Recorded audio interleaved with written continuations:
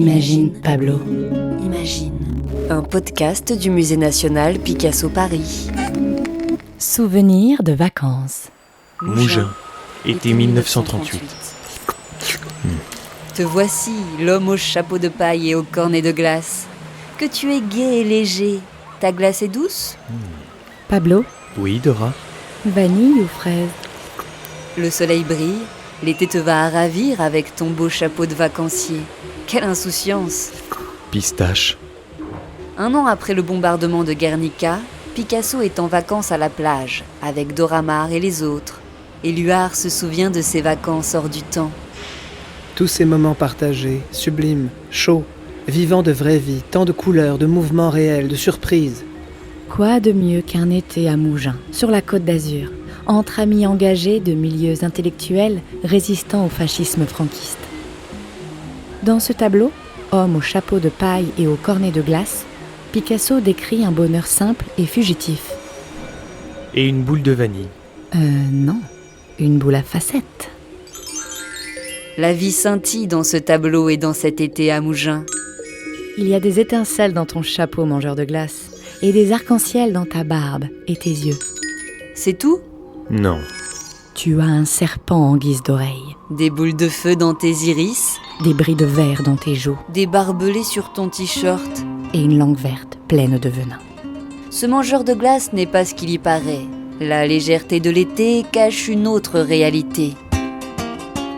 Ce qui nous intéresse, c'est l'inquiétude de Cézanne. C'est l'enseignement de Cézanne. Ce sont les tourments de Van Gogh, c'est-à-dire le drame de l'homme. Le reste est faux.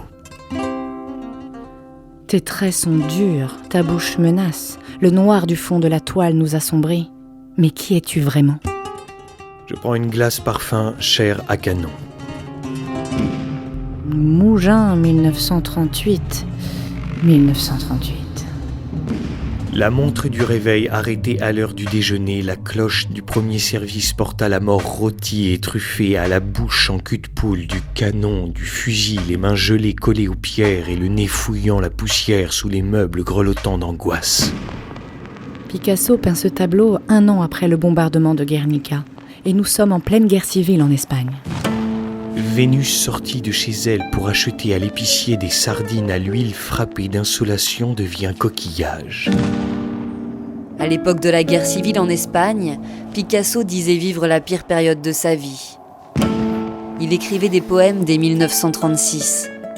Le peuple des oiseaux de proie déchirant les griffes et du bec l'épaule nue de la fleur du citronnier fille morte de peur.